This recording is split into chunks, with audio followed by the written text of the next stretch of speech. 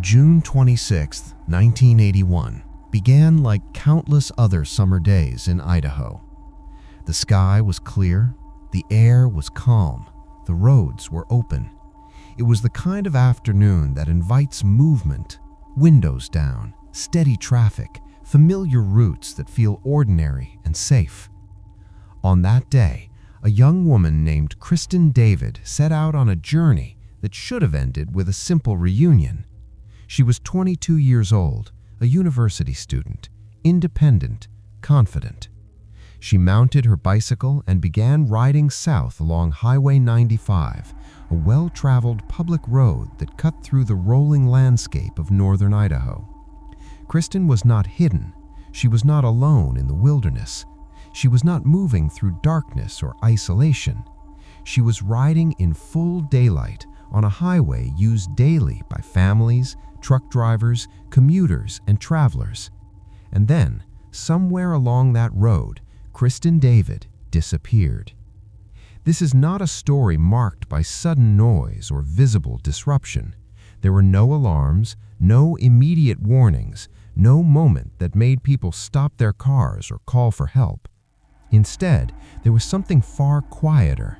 Drivers remember seeing a young woman cycling along the shoulder. Some noticed her posture. Some noticed her focus. She appeared comfortable, unhurried, exactly where she was supposed to be. Several people would later confirm they saw her that afternoon. They remembered the weather. They remembered the road. They remembered the ordinary nature of the moment. What they could not remember was the instant when everything changed. Kristin David was traveling a route she knew well. The stretch of Highway 95 she rode that day was open, visible, and familiar to locals. There were no sharp turns that hid the road from view, no enclosed corridors, no reason to believe that a person could simply vanish. Yet that is precisely what happened. At some point between mile markers along that highway, Kristin was no longer there. Her forward motion stopped. Her destination was never reached, and the space she occupied on that road was left empty. This is what makes her disappearance so difficult to understand. People were nearby. Cars passed. The sun remained high.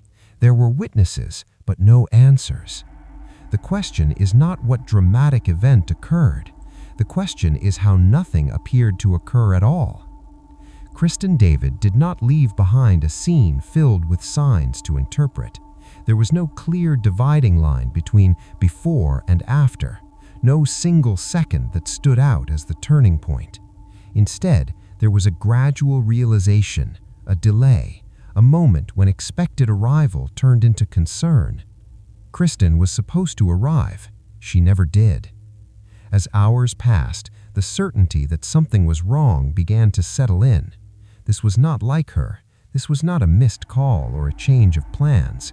This was absence, unexplained and complete. The road where she was last seen did not offer immediate clarity.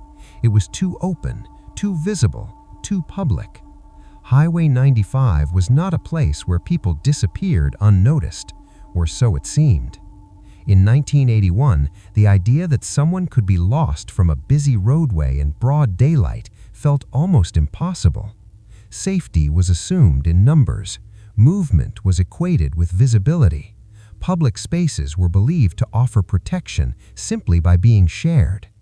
Kristin's disappearance challenged all of that. Her name entered conversations not as a person who had gone missing from a remote area, but as someone who vanished where others were present. That detail changed everything. Because when witnesses exist, expectations follow. Memories are examined, timelines are constructed, certainty is anticipated. But memory does not always deliver clarity. People recalled seeing Kristin earlier along the route. Some recalled seeing a vehicle stopped on the shoulder. At the time, nothing about it seemed unusual. A stopped vehicle on a highway does not demand attention. A brief interaction does not raise concern. A passing glance rarely feels important in the moment. And so the day continued. Traffic flowed. The sun moved slowly across the sky. Highway 95 carried on as it always had. Kristin David did not. What makes this case endure is not only the question of where she went, but how easily the moment of disappearance blended into the background of a normal afternoon. No one realized they were witnessing the final chapter of her visible journey. No one knew that ordinary glances would later become the last confirmed memories. This is the fragile nature of public safety. It relies not on certainty, but on assumption, on the belief that if something were wrong, it would announce itself. In Kristin's case, nothing announced itself at all. Her disappearance is defined not by what was seen, but by what was missing afterwards. A young woman, a destination never reached, a stretch of highway that offered no explanation. As the search for answers would later show, this was not a mystery shaped by chaos or confusion at the start. It was shaped by calm, by daylight, by routine, by trust in a public space that gave no warning when it failed. And that is why this case still unsettles those who return to it. Because if someone can disappear from a busy road on a clear afternoon, surrounded by witnesses who saw nothing wrong, then the question remains, how does a person vanish without interruption? And how can so many people be present yet have nothing to offer but fragments? This is the disappearance of Kristin David. And it began on a day that looked like every other summer day in Idaho.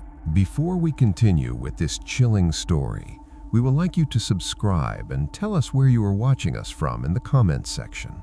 It will encourage us to do more and also help the algorithm to suggest our video to more people who like resolved cold cases like this one. Before the investigation, and quiet confidence. Kristin David was 22 years old in the summer of 1981. She was a student at the University of Idaho, nearing the completion of her studies. Friends and family described her as capable, focused, and self-directed. She had plans, she had momentum, she had a clear sense of who she was becoming. Kristin was also athletic. Cycling was not a novelty for her.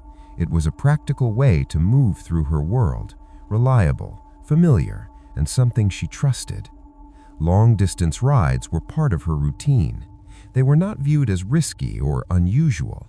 They were simply how Kristin chose to travel.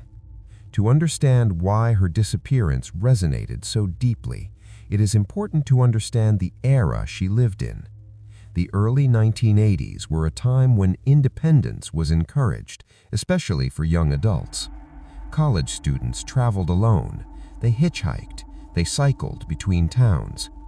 Public roads were not seen as spaces of concern, but as shared pathways connecting communities. Kristin's choice to ride her bike that day did not raise alarms. It aligned with who she was and how she lived. She was close to her family. The trip she planned on June 26, 1981, was not spontaneous or secretive. It was purposeful and expected. She intended to see people who knew her well, people who would notice immediately if she did not arrive. There was no sense of urgency or fear surrounding her departure, no last-minute hesitation, no reason to believe she was stepping into uncertainty. This matters, because when a person disappears after taking a risk, attention often focuses on the choice itself. In Kristin's case, there was no such framing. Her actions reflected responsibility, not recklessness, preparation, not impulse. Kristin understood the roads, she understood distance, she understood herself. Those who knew her recall a young woman who was steady rather than impulsive, someone who kept commitments, someone who communicated clearly. She did not disappear from a life in disarray. She disappeared from a life in motion. During summer break, routines change, but they do not dissolve. There is still structure, just a different rhythm. Kristin was in that rhythm, balancing independence with connection, movement with intention. Her confidence was not unusual for her age or time.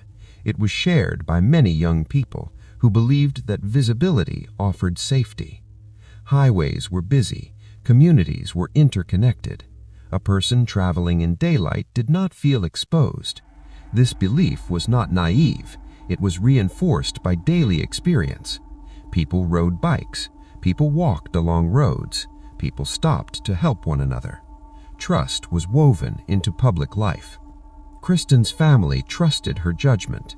Her friends trusted her abilities, and she trusted the environment she moved through. That trust would later become one of the most difficult elements of the case, because trust does not leave evidence behind. When investigators began looking into who Kristin was, they did not uncover secrets or unresolved conflicts. There were no signs of her planning to leave, no financial irregularities, no statements suggesting she wanted to disappear. Her life pointed forward. This made her absence harder to reconcile. The more clearly investigators could define who Kristin was, the more sharply the gap appeared. She was someone who arrived where she said she would, someone who followed through, someone who stayed in contact. Her disappearance was not only unexplained, it was out of character. For families and communities, this distinction matters deeply. It is one thing to search for someone whose path was uncertain. It is another to search for someone whose path was clearly defined and abruptly interrupted. Kristin represented a version of independence many recognized. She could have been anyone's daughter, anyone's sister, anyone's friend, a young woman using her strength and confidence to move freely through the world. Her disappearance challenged assumptions that felt stable. If someone like Kristin could vanish, then the rules people relied on needed to be questioned. And that questioning did not stop with her family. It extended outward, quietly at first, among students, among parents, among people who traveled the same roads. Kristin's story lingered because it didn't fit into easy explanations. She was not isolated, she was not lost, she was not disconnected. She was present, visible, and expected. That visibility should have protected her. At least that was the belief. As the case moved forward, investigators would return again and again to who Kristin was, not because she held answers, but because she ruled out assumptions. She was capable, she was prepared, she was known. Her disappearance was not a result of confusion or lack of awareness. It occurred despite those qualities. And this is why her case continues to hold attention decades later. Because it forces a reconsideration of what safety means, not in abstract terms, but in the context of a young woman doing everything that seemed reasonable. Kristin David trusted the road, the daylight, the presence of others. Those elements shaped her sense of security, and the sense of security held by everyone who loved her. When she did not arrive, that sense fractured. What remained was not just concern, but disbelief, because the story did not align with the person, and when a story refuses to align, it stays unresolved. Kristin's life was not defined by the day she disappeared, but that day became the point where everything else was measured against absence. Her independence, once a source of pride, became a reminder of how easily normalcy can break. This is not a story about recklessness. It is a story about trust. Trust in routine, trust in public spaces, trust in the idea that visibility equals safety. Kristin David lived within those assumptions just as many did, and when she vanished, those assumptions were left behind, quietly and without explanation. As the investigation deepened, her identity would remain central, not as a mystery to solve, but as a truth to honor. Because understanding who Kristin was is essential to understanding why her disappearance still matters, not just as a case, but as a reminder that ordinary lives can be interrupted without warning, and that answers do not always arrive when they are most needed. Kristin David was more than a name on a file. She was a young woman moving confidently through her world, and the fact that she never reached her destination is what makes this story endure. To understand how Kristin David vanished, it is necessary to understand the road she traveled. Highway 95 is not a forgotten back road. It is one of Idaho's primary north-south routes, cutting through farmland, rolling hills, and small communities. In 1981, it carried steady traffic, trucks, commuters, families heading between towns. On a clear summer afternoon, the road was active, visible, and open. This is what makes the disappearance difficult to place. Kristin's route followed Highway 95 between Moscow and the area near Genesee. Witness accounts consistently place her within a specific stretch, between mile markers 270 and 275. 5 miles. 5 miles of daylight travel on a road where people were passing each other constantly. Drivers recall seeing a young woman on a blue bicycle riding steadily along the shoulder. She was not rushing. She was not signaling distress. She looked like what she was, a cyclist on a summer afternoon. This section of Highway 95 is defined by contrast. On one side, open fields stretch toward the horizon. On the other, gentle slopes rise and fall, offering wide sight lines in some places and long curves in others. There are no dense forests here, no sudden drops, no narrow passes. It is rural, but not remote. Traffic moves at speed, but it moves consistently. Vehicles approach from both directions, passing within moments of each other. In theory, this should create clarity. In practice, it creates something else entirely. When many people see something ordinary, they remember it as ordinary. No single moment stands out. No fixed point becomes the last moment. Witnesses remembered Kristin, but only in fragments. One driver recalled passing her near a specific marker. Another recalled seeing a cyclist talking to someone pulled over on the shoulder. Another remembered a brown van parked briefly along the road. Each observation existed in isolation. Together, they formed a loose outline, but not a timeline. Highway 95 does not offer clear stopping points. There are few intersections, few landmarks that anchor memory. The shoulder widens and narrows. Pull-offs appear and disappear without signage. A vehicle can stop briefly and rejoin traffic without drawing attention, and that matters, because attention on a busy road is divided. Drivers are watching for speed, for oncoming traffic, for curves and passing zones. A stopped vehicle does not automatically register as unusual, especially in daylight, especially in summer, especially when nothing appears out of place. Kristin was seen multiple times along this stretch, but no one saw her leave it. There is no confirmed moment where she turned off, no verified point where she disappeared from view. The road itself offers no answers. Investigators later walked this route repeatedly. They measured distances. They noted visibility from different angles.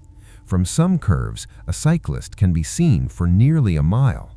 From others, only for seconds. It depends on speed. It depends on timing. And timing is what remains uncertain. Between mile markers 270 and 275, traffic flows continuously, but memory does not. A driver who passes at 2:10 p.m. remembers a cyclist. A driver who passes at 2:14 p.m. remembers a van. Neither remembers the other. The overlap never fully forms. This is the paradox of visibility. More witnesses should mean more clarity. Instead, it produces more versions. Each account is honest. Each is incomplete. Highway 95 did not conceal Kristin. It exposed her to many eyes, none of which stayed long enough. Investigators searched the surrounding area extensively: fields, ditches, access roads. Nothing explained how she left the highway. Her bicycle was later found near the route, not damaged in a way that suggested a collision, not abandoned in a place that made sense. It appeared placed, yet not staged. Again, the road offered no explanation. There were no skid marks, no debris, no clear indication of force or accident. This absence of physical clues forced investigators back to memory, and memory, especially on a busy road, is unreliable. People remember what they expect to see: a cyclist, a van, a brief conversation. No one expects a disappearance, so no one marks the moment as important. The geography of Highway 95 worked against resolution. Long, open stretches give the illusion of control, but they also allow events to pass unnoticed. A vehicle can pull over briefly, a conversation can happen in minutes, a cyclist can step off the road, all without interrupting traffic. From the perspective of passing drivers, nothing demands attention. Kristin's presence on the road felt normal. Her absence did not announce itself. Investigators later noted how the road's design complicated reconstruction. There is no single camera angle, no toll booth, no controlled entry or exit. In 1981, there was no system tracking vehicles along this route. The highway connects towns, but it does not record passage.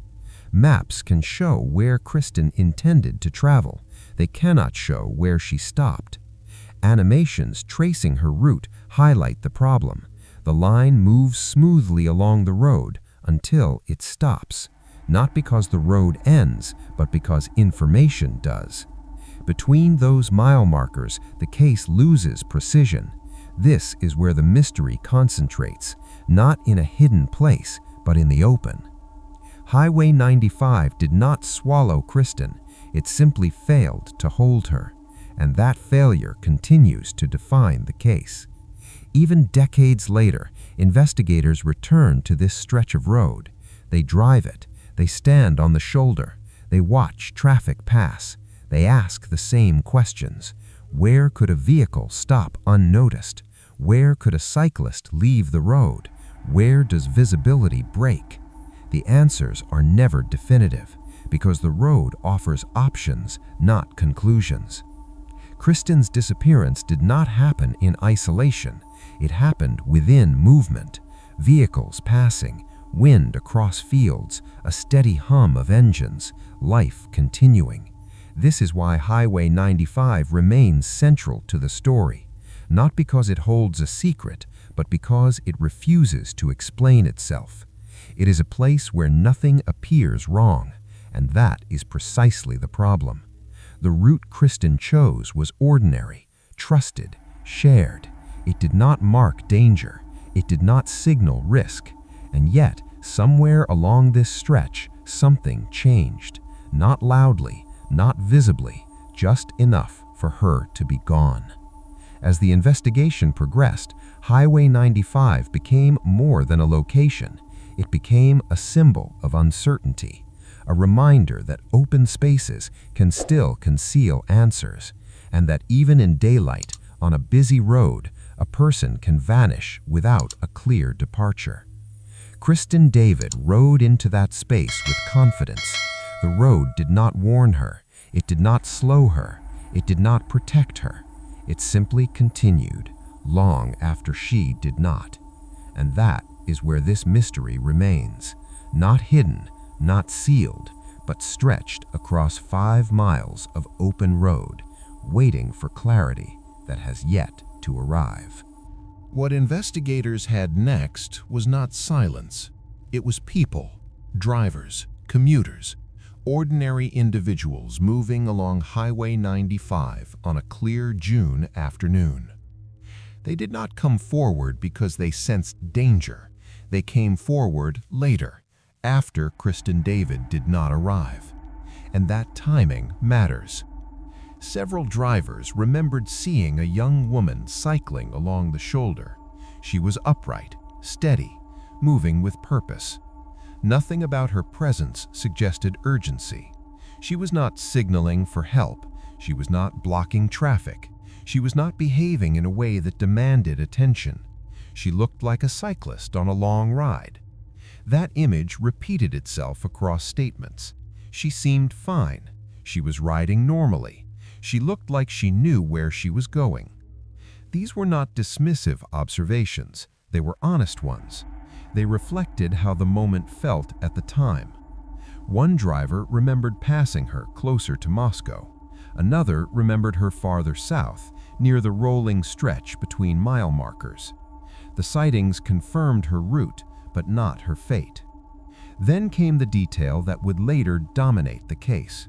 Multiple witnesses recalled a brown van, pulled over on the shoulder, not blocking traffic, not abandoned, just there.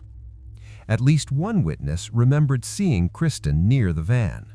Another recalled what appeared to be a conversation.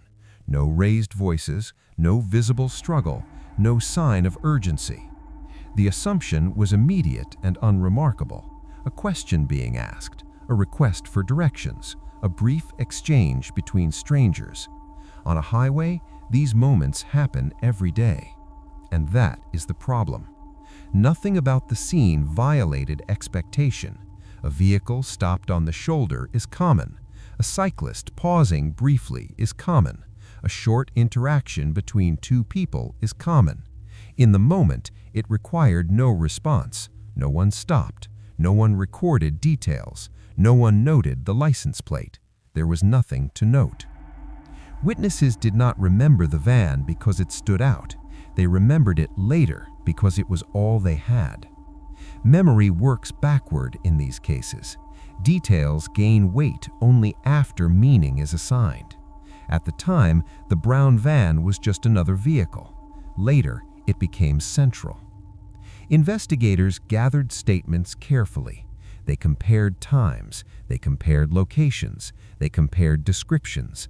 The van was described as brown, possibly older, boxy in shape, but that description applied to countless vehicles on the road in 1981. There were no clear markings, no confirmed make or model. Witnesses could not agree on details, only on presence, and presence alone was not enough. The conversation reported between Kristin and the driver lasted moments, seconds, perhaps a minute. No one could say what was said. No one could say who initiated it. From a passing car, the difference between conversation and coincidence is impossible to determine. Drivers see shapes, not context. This is where hindsight reshapes memory. After Kristin disappeared, witnesses replayed what they saw. They asked themselves questions they had not asked at the time. Should I have stopped? Should I have looked longer? Should I have remembered more? These questions haunt witnesses, not because they failed, but because they were never meant to notice. The danger of hindsight is clarity that did not exist. At the moment of observation, nothing was wrong. That is the hardest truth of this case. Kristin was not taken from a hidden place. She did not vanish under cover of darkness. She disappeared within ordinary activity. The witnesses did not fail her. They encountered a situation that gave them no reason to act. Investigators faced a different challenge. They had witnesses, but no trigger point. No one could say, this is when it happened. The timeline remained fluid. A driver at 2:05 p.m. saw her riding. Another at 2:10 saw the van. Another at 2:15 saw nothing. Each account was accurate and incomplete. The spaces between them were where answers should have been. But memory does not fill gaps, it only frames them. Police interviewed dozens of drivers. They mapped where each sighting occurred. The result was a corridor, not a moment, a stretch of road where something changed, but not a precise location. This lack of precision limited investigative options. There was no crime scene to secure, no single place to focus resources. Searches expanded outward from the highway, ditches, fields, access roads. Nothing explained the witnesses' accounts. The brown van became a focal point, but also a problem. Without a plate number, without a confirmed driver, without a verified direction of travel, it was an idea more than an object. Investigators released appeals asking drivers of brown vans to come forward. Some did. Most did not need to. Ownership of a common vehicle was not evidence. The witnesses could not place the van leaving the scene with Kristin. They could only place it present, and presence is not proof. Years later, witnesses still remembered fragments: the angle of the sun, the stretch of road, the brief image of a cyclist near a stopped vehicle. These memories did not fade because they were unimportant. They endured because they were unresolved. Each witness carried a piece of a moment that never concluded. This is how seconds become permanent. A glance out a windshield, a passing thought dismissed. Later, it becomes the last known observation. The witnesses did not see a disappearance. They saw continuity until there was none. This is the quiet reality of many unsolved cases. They are built not on dramatic events, but on ordinary interactions, moments that do not demand attention until they do. Kristin David was visible to many people, but visibility is not the same as protection. No one expected something to happen, so no one saw it happen. The witnesses provided everything they could. Their accounts formed the backbone of the case, but they also defined its limits. They saw something, but not enough. Enough to confirm her presence, enough to narrow the area, enough to raise questions, but not enough to answer them.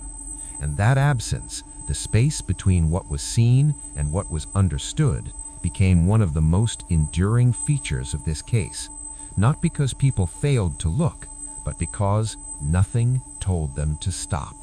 Concern did not arrive all at once. It began quietly, with waiting. Kristin David was expected to reach her family that afternoon.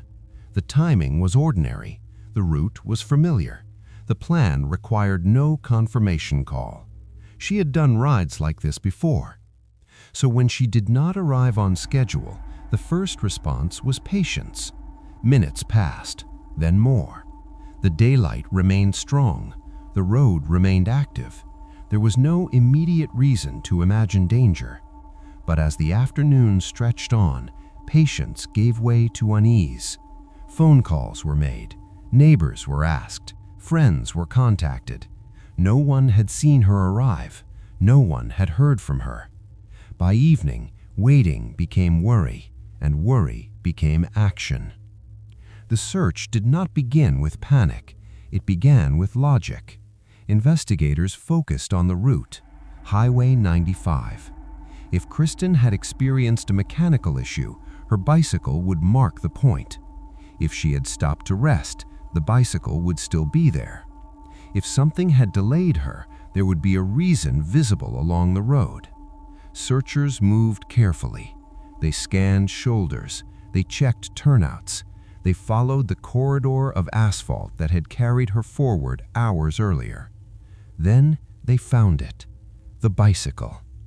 It was along the highway, not hidden, not damaged, not tangled, just there. A blue bicycle resting without its rider. For those searching, this was the moment everything changed.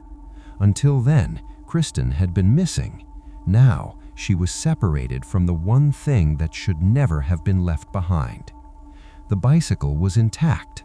No visible damage was described. No indication of a collision. No sign of force. It had not been thrown. It had not been crushed. It did not suggest an accident, and it did not explain her absence. That detail mattered because the bicycle narrowed the possibilities while expanding the questions. If she had chosen to leave the road on foot, why leave the bicycle? If she had accepted help, why was the bicycle not taken with her? If something unexpected had occurred, where were the signs? The road offered no answers. There were no clear tracks leading away, no disturbed ground noted at the scene, just stillness. The bicycle became the first physical marker in a case defined by absence. It confirmed where she had been. It did not explain where she went. Investigators documented the location carefully, its position along the shoulder, its orientation to the road, its condition. Each detail was recorded because when a person is missing, objects speak for them. The bicycle suggested that Kristin's journey ended abruptly, not gradually, not by choice. There was no indication she planned to return for it. That assumption carried weight. Cyclists do not abandon their bikes without reason. This was not a rest stop. This was not a planned pause. The bicycle's presence implied interruption. But interruption by what? That question shaped everything that followed. Search efforts expanded. The area around the bicycle was examined. Ditches, fields, access roads, nothing. The road itself showed no disturbance. Traffic continued to pass. The environment did not reveal what had happened. The bicycle became both evidence and symbol. It represented movement stopped, a journey begun with confidence, halted without explanation. For Kristin's family, the discovery carried a different meaning. The bicycle was familiar. It was something she trusted. Seeing it alone, without her, made the absence undeniable. Hope and fear occupied the same space. Because the bicycle did not show damage, some believed she might still be nearby. Because it was left behind, others feared she was not. This tension defined the hours that followed. Searchers worked through daylight into evening. Helicopters were not an immediate option. Technology was limited.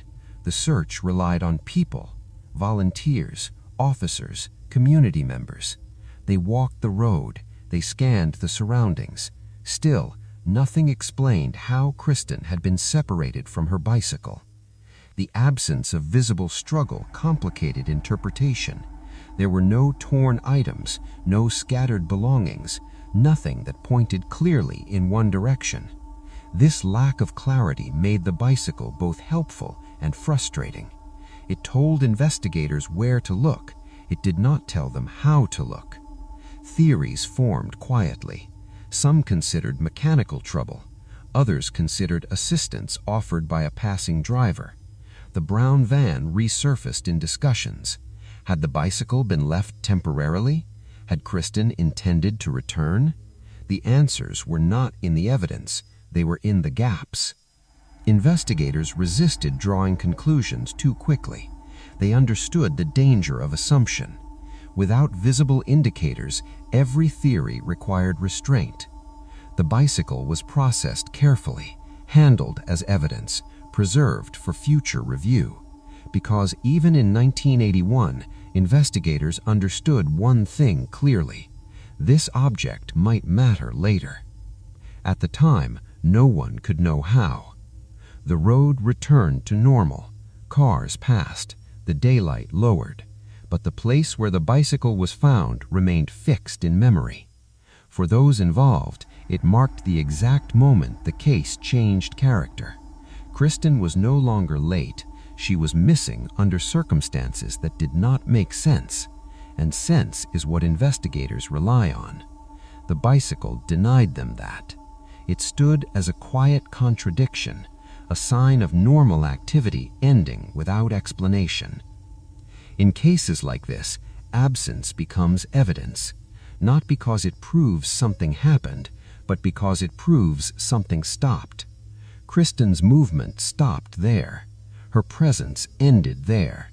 Everything beyond that point was unknown. The bicycle did not answer the question of what happened, but it confirmed that something had. And from that moment forward, the case was no longer about a missing arrival. It was about a missing person. One last image remained. A blue bicycle beside a busy highway, traffic passing, daylight fading, stillness where there should have been motion. The bike remained, the rider did not. And that difference, simple, quiet, and unresolved, became the center of the mystery. When Kristin David's bicycle was found without her, the investigation moved from concern to urgency. But urgency in 1981 looked very different from what we imagine today. Law enforcement responded with the tools, training, and systems available at the time. There was no delay in effort.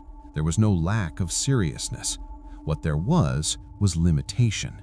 Investigators began where all cases began then, with people.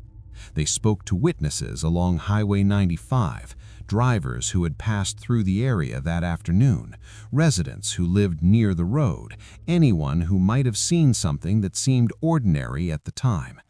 Memory became the primary evidence. Witnesses described Kristin cycling in daylight. They recalled her position on the road.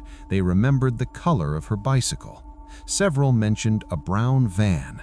This detail immediately drew attention. A vehicle stopped along the highway was not unusual, but combined with Kristin's disappearance, it became a focal point. Investigators asked careful questions.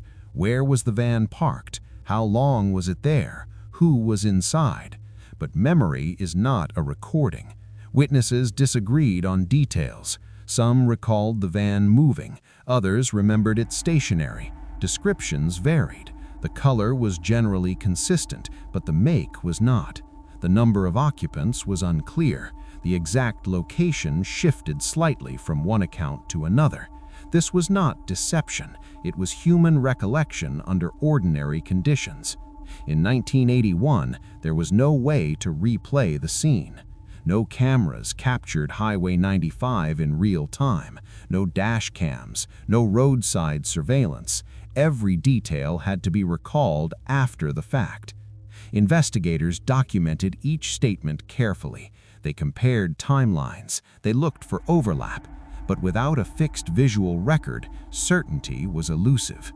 The investigation expanded outward. Nearby towns were notified, bulletins were shared, patrols were increased, but communication moved slower then. Information traveled by phone calls, printed notices, and in-person briefings.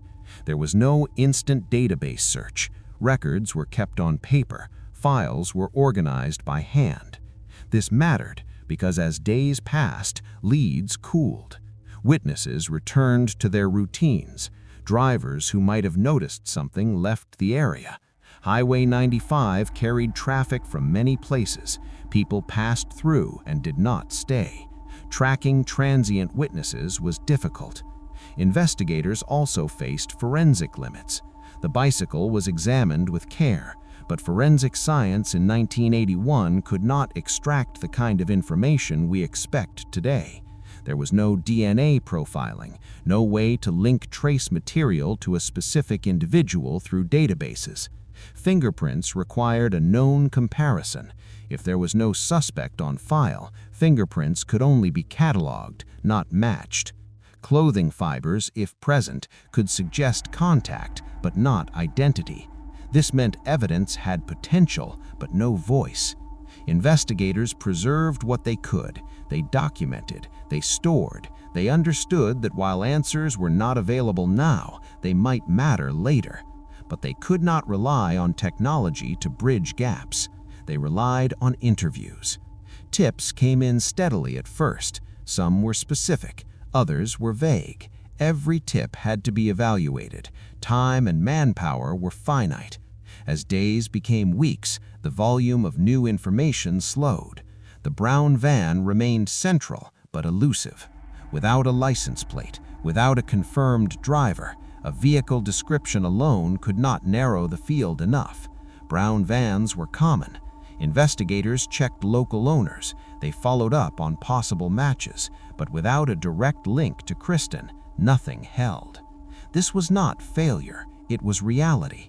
In 1981, investigations depended on convergence, multiple independent pieces pointing in the same direction. In Kristin's case, convergence did not arrive. Instead, information spread outward. Each witness remembered a fragment, no fragment connected firmly to another.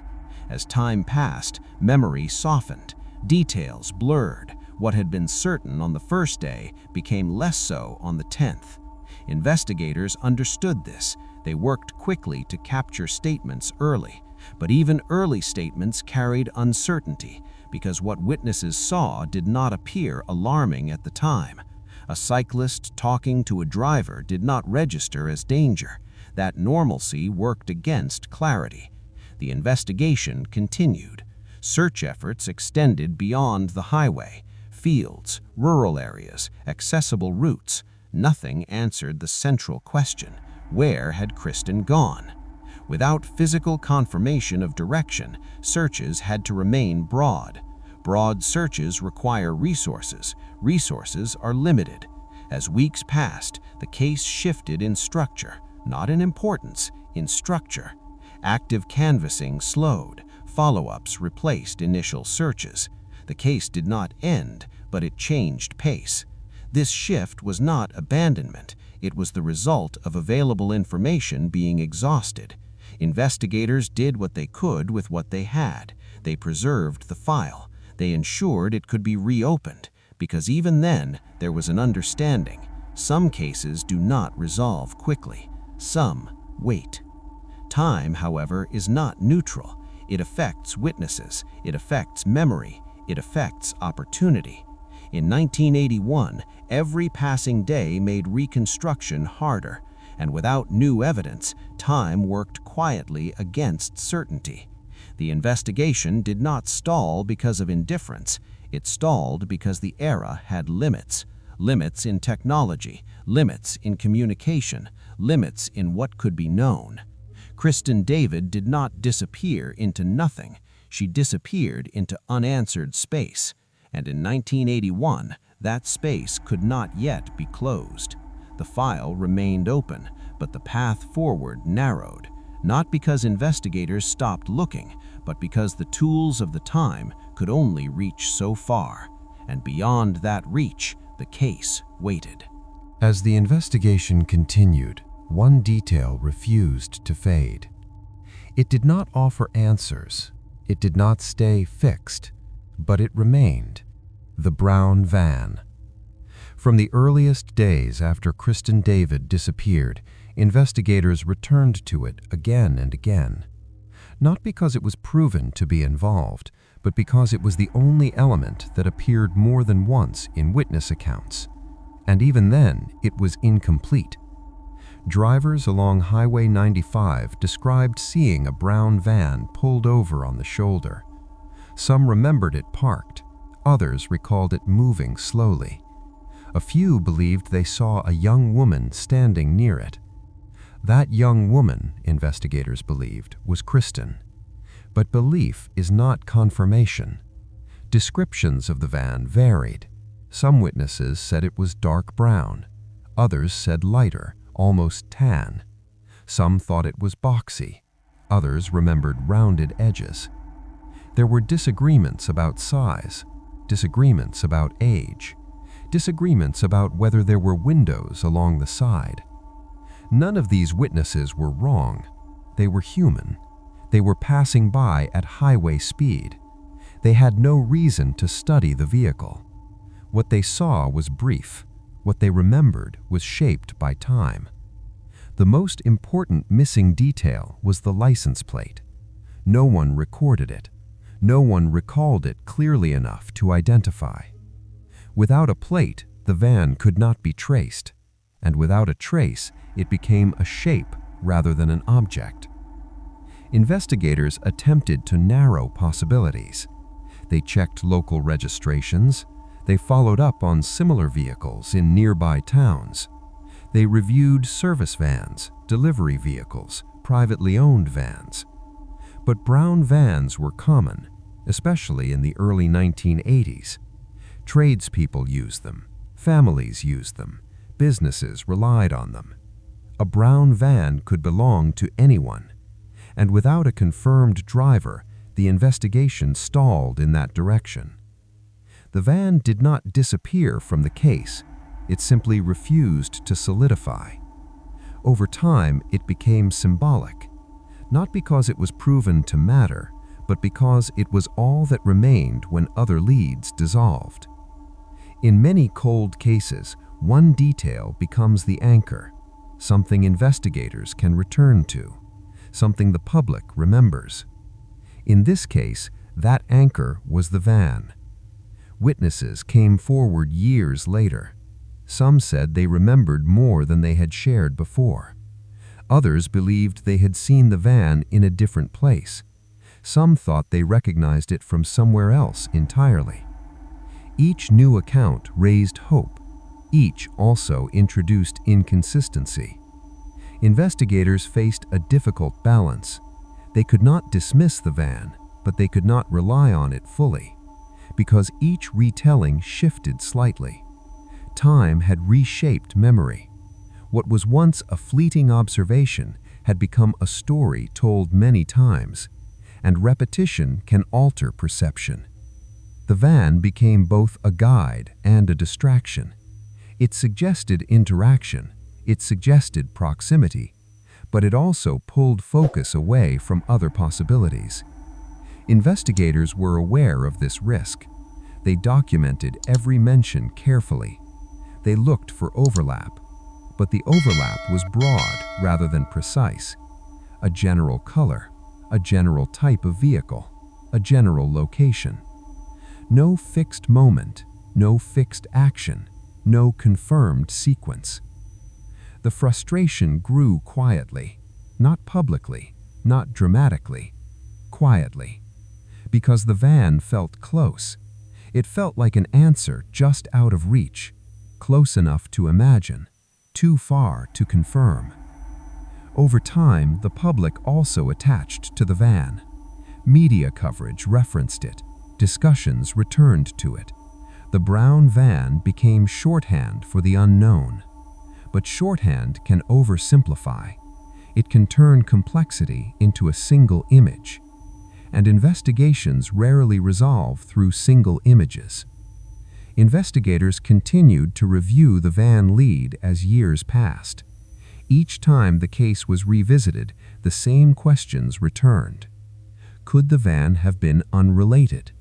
Could witnesses have misinterpreted an ordinary moment? Could the true moment of disappearance have occurred elsewhere? These questions did not weaken the case. They reflected its reality. The van represented uncertainty. It showed how one detail, when incomplete, can hold enormous weight, because it is easier to hold on to something visible than to accept absence. The van was visible. Kristin's disappearance was not. And so the investigation circled it repeatedly. But no matter how many times it was examined, it did not yield a definitive path forward. It did not lead to an arrest. It did not lead to recovery. It did not lead to closure. Instead, it remained suspended in the case file, referenced, questioned, unresolved. As years turned into decades, the van aged. Its relevance shifted.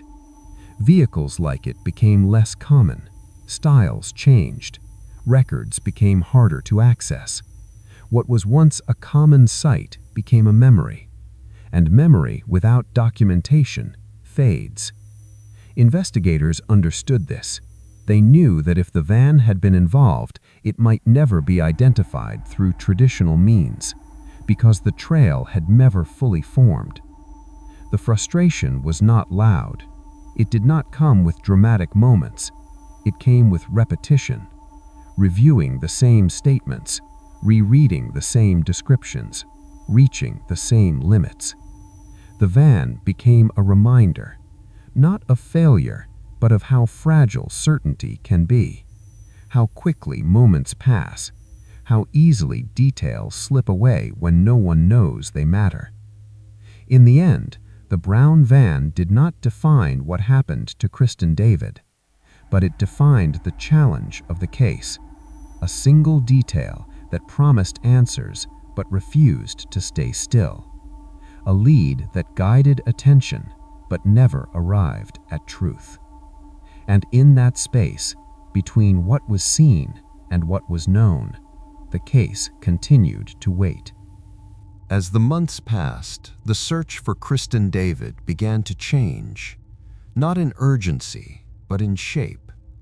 In the beginning, there were daily conversations, frequent calls, new names to follow up, fresh memories to record. Then the calls slowed, the names repeated, the memories stopped arriving. This is how a case grows quiet, not through a decision, but through time. Investigators never stopped caring. They never closed the file, but the pace changed. Leads became reviews instead of discoveries. Questions returned without answers. The case did not end. It simply entered a long silence. For Kristin's family, that silence was not empty. It was filled with waiting. Waiting for a phone call. Waiting for a letter. Waiting for someone, somewhere to remember something new. Days turned into years. Birthdays passed without celebration. Holidays arrived with an empty space. There was no certainty to grieve, no clarity to accept, only absence. Living without answers is different from loss with explanation.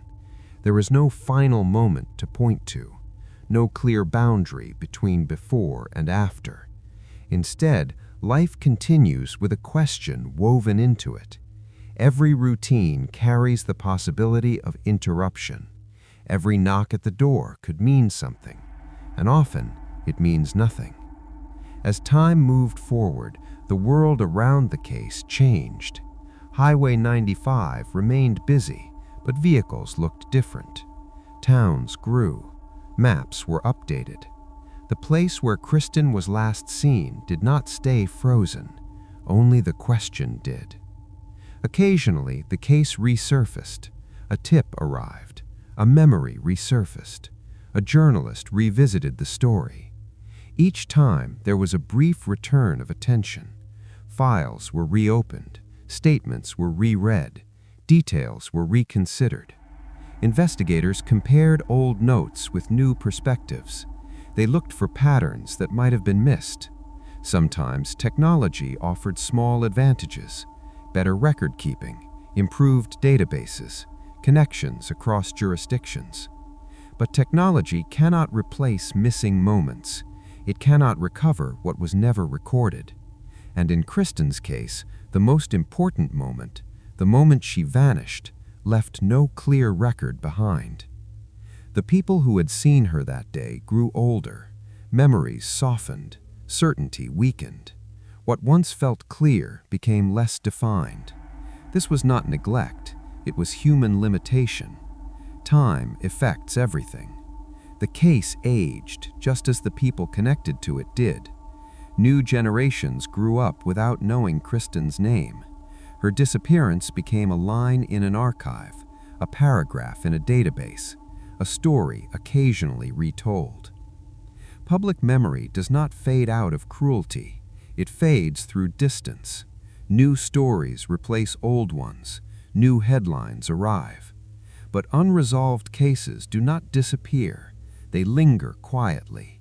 They exist in filing cabinets, in family conversations, in unanswered questions passed from one year to the next. For those closest to Kristin, the passage of time carried a specific weight. Each year without answers did not bring resolution. It brought adjustment, learning how to live alongside uncertainty, learning how to carry hope without direction, learning how to accept that waiting may never end. There was no point at which the family stopped wondering, no moment where the question lost importance. It simply became part of life. The case was reviewed periodically, not because something new had happened, but because it mattered.